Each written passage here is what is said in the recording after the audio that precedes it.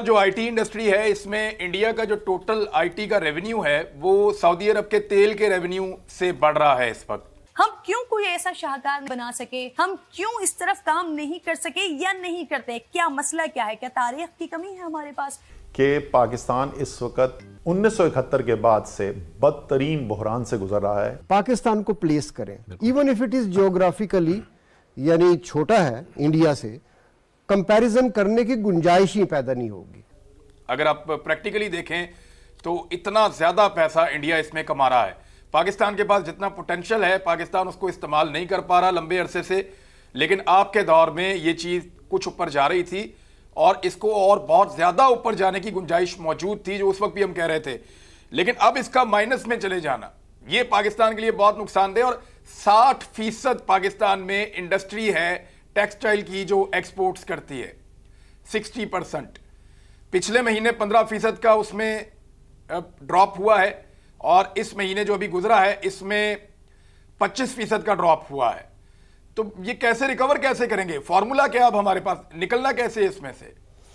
कहां मजमूई तौर पे 20% से ज्यादा एक्सपोर्ट्स के अंदर इजाफा और चंद माह के अंदर इतनी तबाही कि हम मनफी पे आ गए। लेकिन हम इससे पहले भी गुजर चुके हैं और उसके बाद 2 साल 3 साल लगे थे इसको दोबारा चलाने के लिए, एक राह पर लाने के लिए।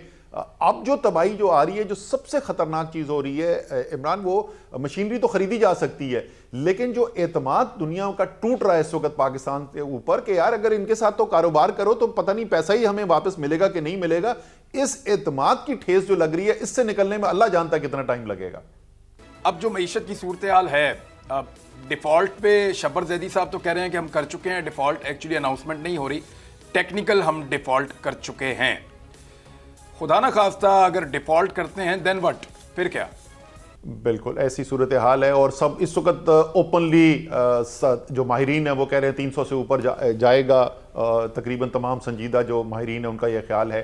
ज़ाहिर है पाकिस्तान में बहुत सारी चीज़ें बशमूल वो दालें जो हम खाते हैं, जो खुर्दनी देल हमारे खाने के अंदर इस्तेमाल होता है, बिल्कुल हमारा जो पेट्रोल जिससे हमारी सब मोटरसाइकिल गाड़ियाँ चलती हैं, डीजल जिससे किसान का ट्यूबवेल चलता है, ट्रैक्टर चलता है, हमारी बसें चलती हैं, ये तमाम आम इंसान के इस्तेमाल की चीज़ें जो है पाकिस्तान के अंदर वो इंपोर्ट की जाती हैं। तो जब रुपए की कदर के अंदर इतनी तेज़ी से कमी आएगी तो उसका बराह रास्त असर जो है आपके ऊपर, अफरात ज़र के ऊपर आता है।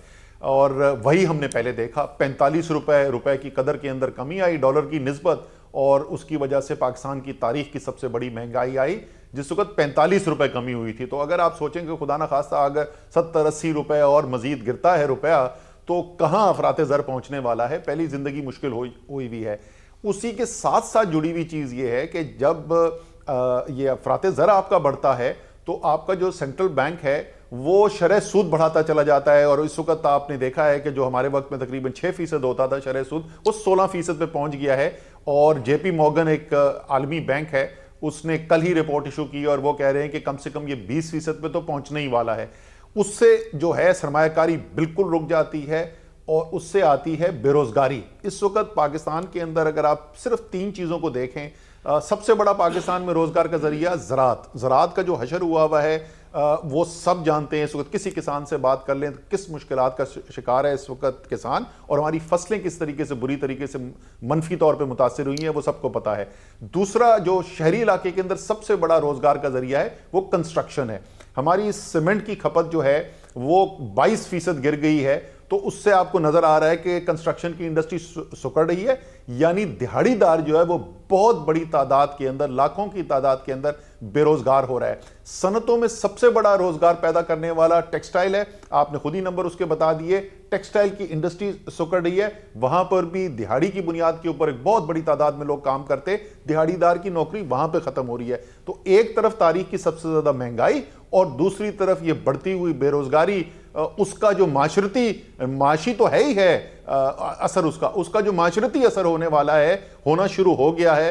अल्लाह ताला उससे बचाए हमें सबको। अब हमारी तो सबकी उम्मीद जाहिर है यही है कि अल्लाह ताला किसी तरीके से बेहतरी पैदा करे, क्योंकि ये जो हुकूमत है इसका तो कोई इरादा लग नहीं रहा। वो खुश हैं, उन्होंने अपने सैकड़ों अरबों रुपए के करप्शन के केसेस माफ करा लिए और वो डटे हुए वो कह रहे हैं जी हम तो इधर नहीं छोड़ के जाने वाले कहीं। मेरे ख्याल में अब तो माशी एक्सपर्ट्स भी जो हैं, माहिरीन भी जो हैं, वो इस बात के ऊपर इत्तेफाक करते हैं कि जब तक आप एक नए इलेक्शन के जरिए एक फ्रेश मैंडेट पर नहीं जाते और ये जो गैर यकीनी की सूरत हाल पैदा हुई हुई है मुल्क के अंदर, ये ख़त्म नहीं होती, आप इस माशी बहरान से निकल ही नहीं सकते। इसलिए ये हमारी सियासी ज़रूरत नहीं है, ये मुल्क की इस वक्त माशी ज़रूरत है कि हम एक नए इलेक्शन की तरफ जाएँ। उसके लिए इमरान खान साहब ने एक लीड की, एक पाकिस्तान की मेरे ख्याल में तारीख की शायद सबसे बड़ी तहरीक थी। जिस तादाद में पाकिस्तानी इसके अंदर शामिल हुआ आज तक कभी पहले किसी ने देखा नहीं था, और उन्होंने जो हद्दुल वसा इसके अंदर किया जा सकता है बशमूल अपनी ज़िंदगी खतरे में डालने के, वो उन्होंने किया।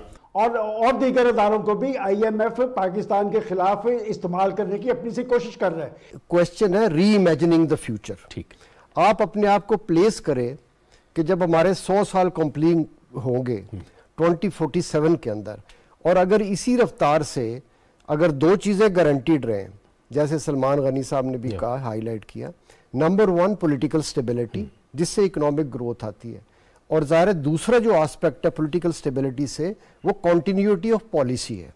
अगर पॉलिसी जो है कम से कम 10 साल की एक आप इनिशिएटिव लो, उसको कंटिन्यू रखना चाहिए।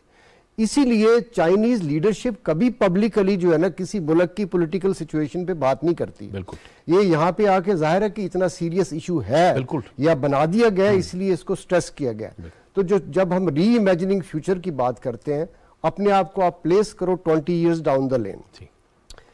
अगर आप इमेजिन करो कि देयर इज अ रेलवेज जो कि हिमालयाज को क्रॉस करके वेस्टर्न चाइना जा रही है, गवादर है, गवादर में ऑयल टर्मिनल्स लगे हुए जिसके ऊपर सऊदी गल्फ की इन्वेस्टमेंट है, यहीं पे आप अपना प्रोसेस कर रहे हो और यहीं पे मार्केट कर रहे हैं। सिर्फ चाइना नहीं बल्कि दूसरे जो कंट्रीज हैं, इवन ऐसे कंट्रीज के जिसमें रिसोर्सेज नहीं है सेंट्रल एशिया में। आप इमेजिन करें किसी तरह चाइना पाकिस्तान का जो रिलेशनशिप या चाइना इंडिया का जो रिलेशनशिप का मॉडल है कि आप सिक्योरिटी इश्यूज को रखें लेकिन ट्रेड एक्सपेंशन करें। आप इमेजिन करें कि सारे साउथ एशियन कंट्रीज के अंदर ग्रेजुअली यही मॉडल आ जाए, तो वी आर टॉकिंग अबाउट